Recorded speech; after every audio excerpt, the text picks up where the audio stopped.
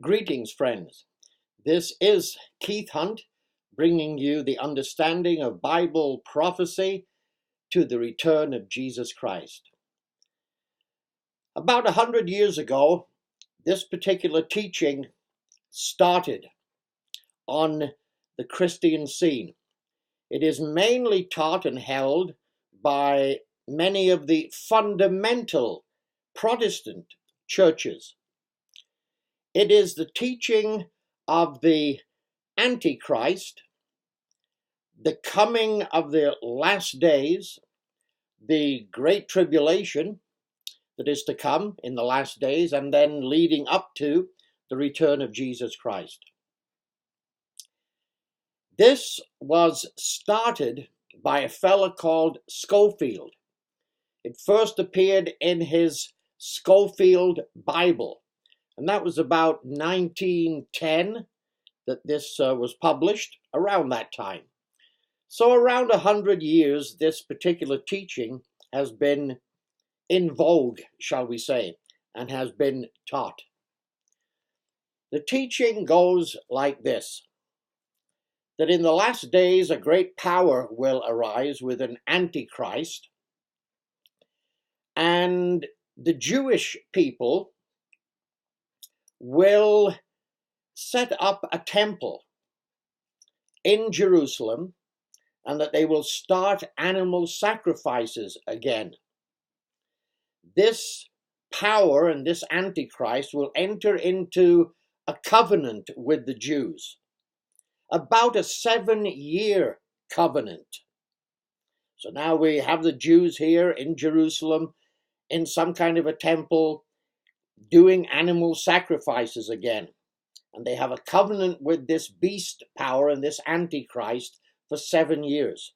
In the middle of the 7 years, the Antichrist will break the covenant. And the Antichrist and his power and his armies will go into Jerusalem and desecrate the Jewish temple. And they will stop the animal sacrificing.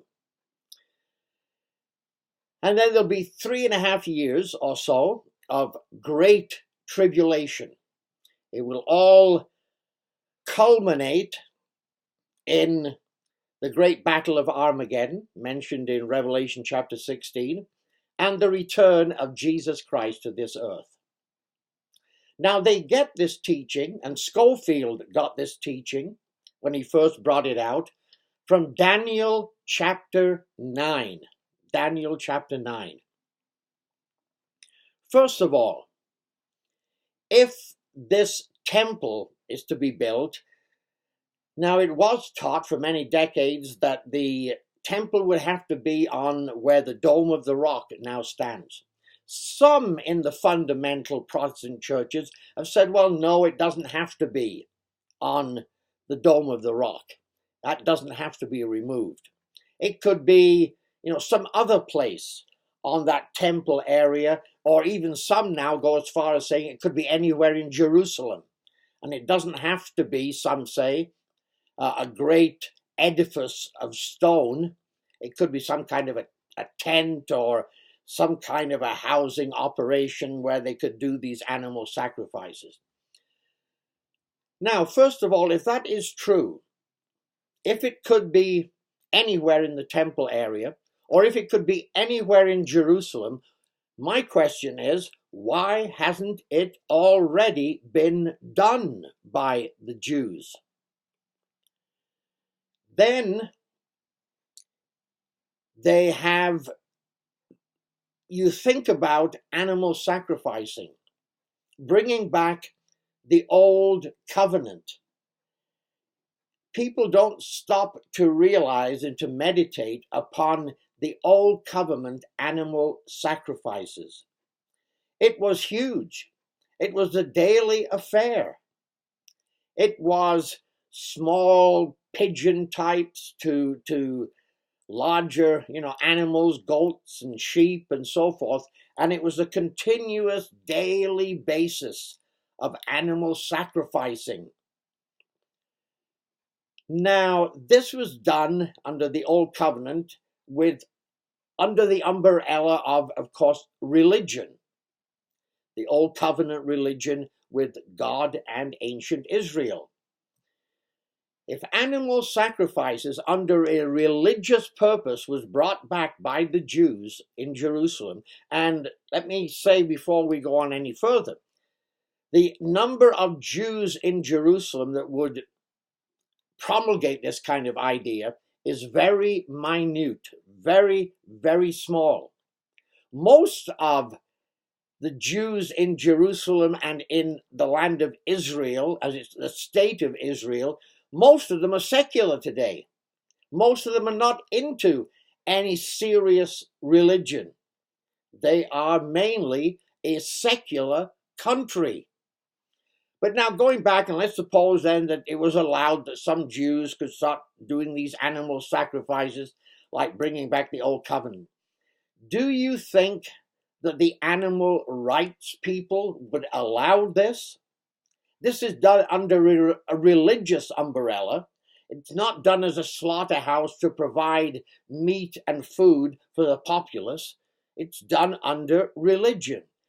Do you think the animal rights people would stand for such a thing as this? I don't think so, friends.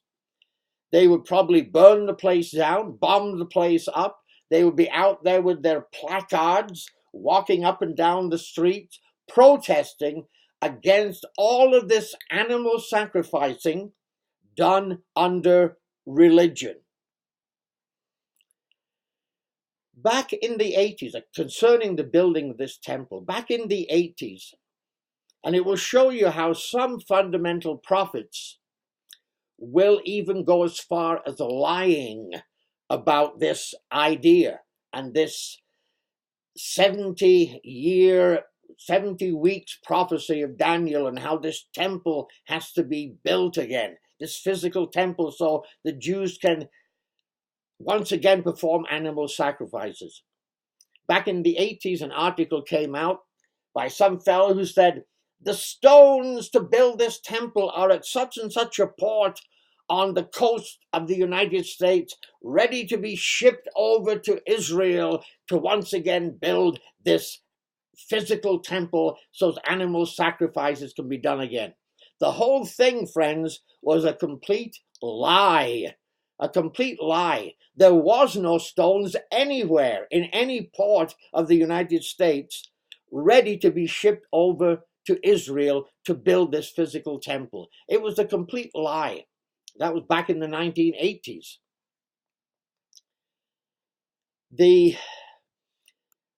For end-time prophecy to be fulfilled and the return of Jesus Christ, there does not need to be a physical temple.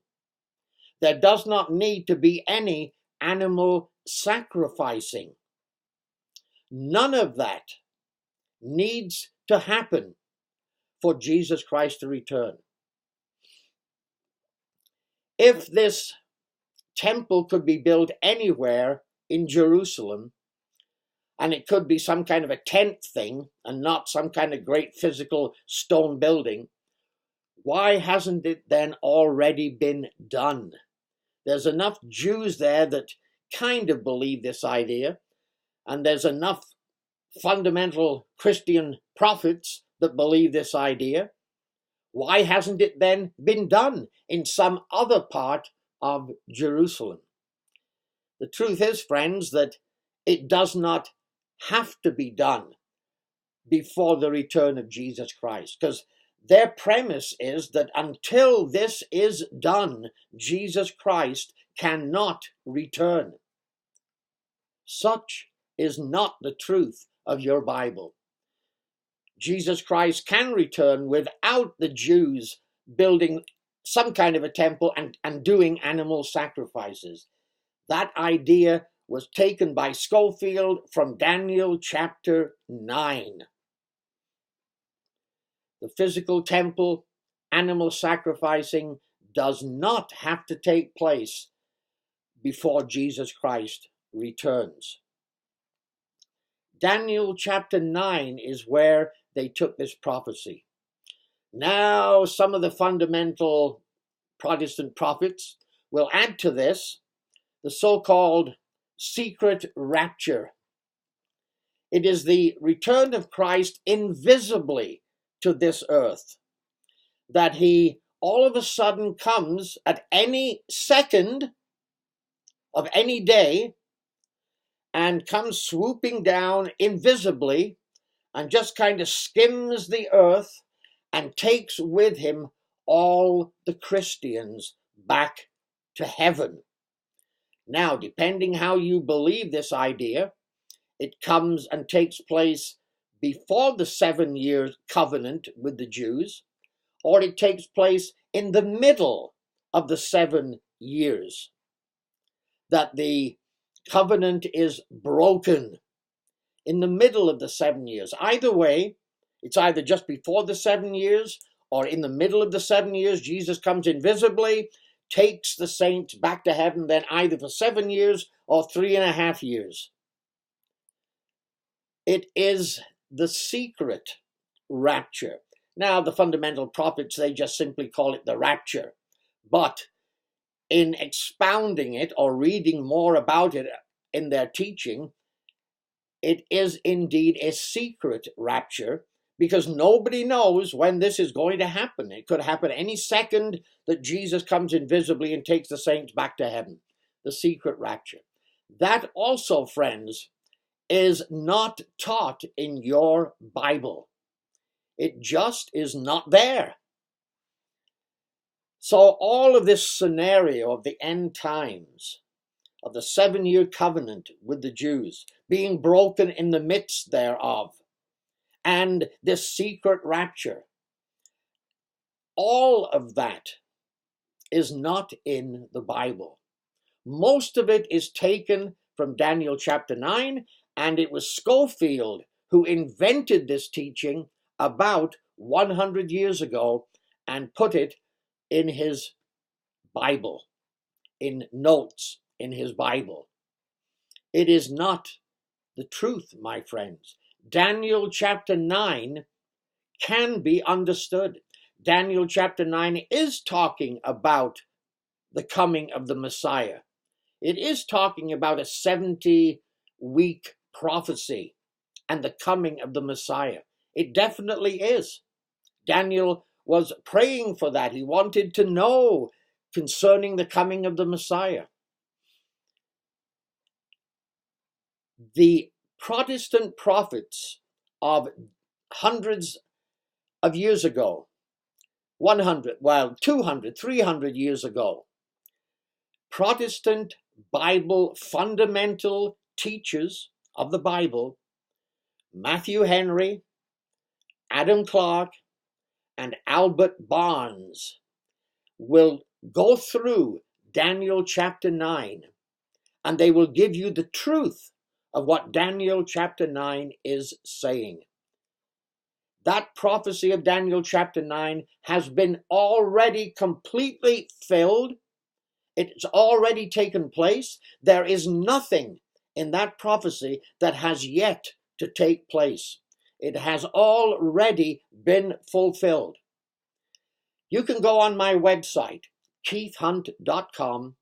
You can go on the prophecy section of my website, and you will find the explanation of Daniel chapter 9 and the 70-week prophecy. You will find it expounded by Albert Barnes, Adam Clarke, Matthew Henry, and you will find the truth of what they already knew those hundreds of years ago. Those particular ministers already knew the truth of Daniel chapter 9, that it has indeed already been fulfilled. There is nothing in it that has yet to be fulfilled.